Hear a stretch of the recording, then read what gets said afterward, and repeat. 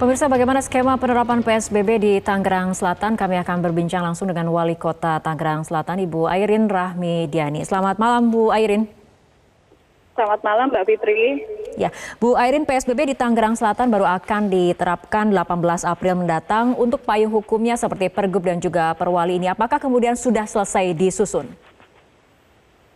Pada intinya untuk Pergub draftnya dari kemarin Pak Gubernur sudah kasih ke kita dan sudah ada beberapa catatan dan rekomendasi usulan dari Tangsel yang sudah disampaikan ke Kabiro Hukum dari Provinsi Banten.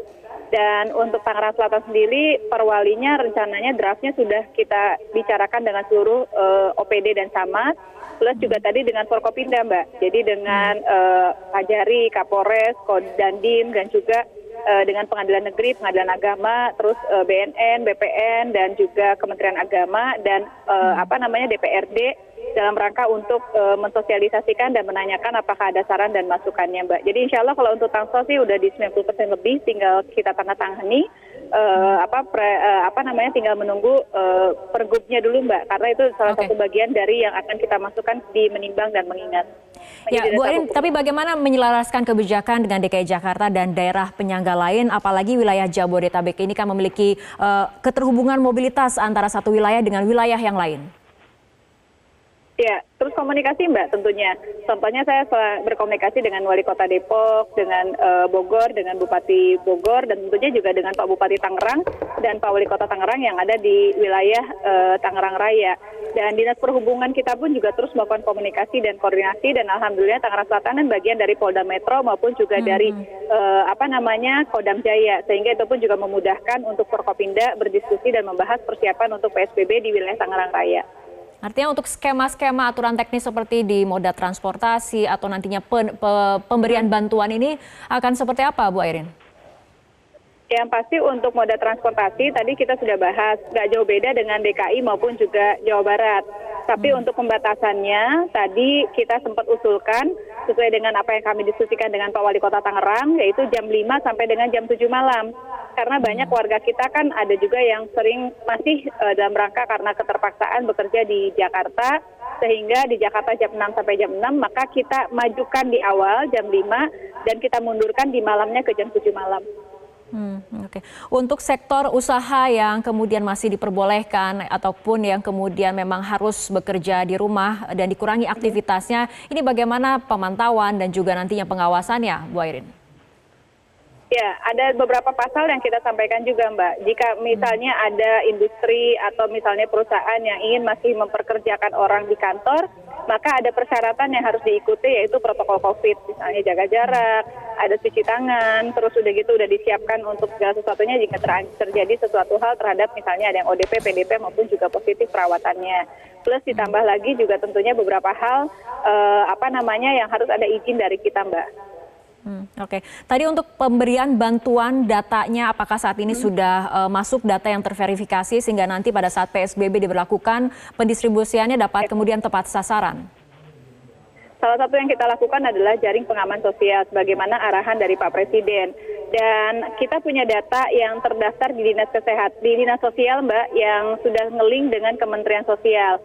Selama ini kan sebelum ada COVID ada 13 ribuan lebih yang sudah ditanggung oleh Kementerian Sosial dan masih ada sisa kurang lebih sekitar 13 ribuan lagi dari 26 ribu data yang sudah terverifikasi. Ini yang sudah kita usulkan ke Kementerian Sosial untuk bisa memenuhi kuota yang sekitar kurang lebih, saya lupa, 36 ribu, Mbak, berarti sekitar 20 ribuan yang kita usulkan.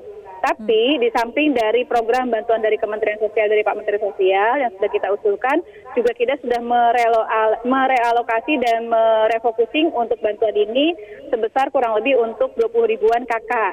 Ini yang sedang kita verifikasi, Mbak, apa yang dimaksud dan masuk klaster klasifikasi masyarakat yang akan kita berikan bantuan. Tentunya harus sesuai dengan aturan ketentuan yang berlaku, tidak boleh tidak tepat sasaran dan tidak ada boleh yang double. Jadi yang sudah ada bantuan dari Kementerian Sosial, maka tidak mendapatkan bantuan dari kita. Biar ada pemerataan, Mbak, tujuannya.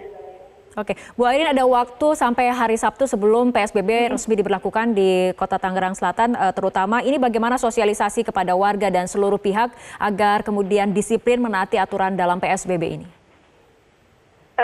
setelah kita pelajari kan sebetulnya di Tangerang Selatan sudah melakukan PSBB, Mbak. Mulai sekolah dari rumah, bekerja dari rumah, beribadah di rumah gitu kan. Cuman memang belum maksimal saja karena belum ada regulasi aturan yang bisa menekan itu semuanya. Nah, manakala PSBB terjadi, kita harus segera mensosialisasikan. Dan ini sudah kita lakukan, Mbak.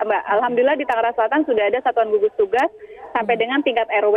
Tadi malam saya langsung vikon dengan sebagian dari satuan gugus tugas yang sampai tingkat RW, sudah 3 kecamatan dari 7, dan malam ini pun juga saya akan melakukan vikon dengan satuan gugus tugas sampai tingkat RW, mensosialisasikan dan menyampaikan bahwa hampir tidak jauh berbeda dengan Pergub DKI maupun Jabar. Jadi bisa dipelajari dari situ saja, Mbak. Ada sedikit kok yang berbeda, nggak jauh beda. Dan kita juga pemberian vitamin C dan juga untuk jaring pengaman sosial dan bagaimana mereka juga mengedukasi, karena checkpoint yang kita lihat belajar dari pengalaman DKI, apalagi Tangsel kan sebetulnya jalan-jalan besar protokolnya nggak begitu terlalu banyak, Mbak. Maka kita dorong untuk checkpoint itu dimulai dari satuan gugus tugas tingkat RW, Mbak. Jadi nanti kita minta Pak RW mengetahui masyarakatnya ada di rumah atau tidak, atau keluar dari lingkungannya, maka harus izin dulu dari Pak RW. Ini yang beberapa hal rekomendasi skema yang mau kita bahas dan diskusikan dengan satuan gugus tugas tingkat RW, kelurahan, dan kecamatan. Baik, terima kasih Wali Kota Tangerang Selatan Ibu Airin Rahmidiani telah bergabung sama kami malam hari ini dalam Prime Time News.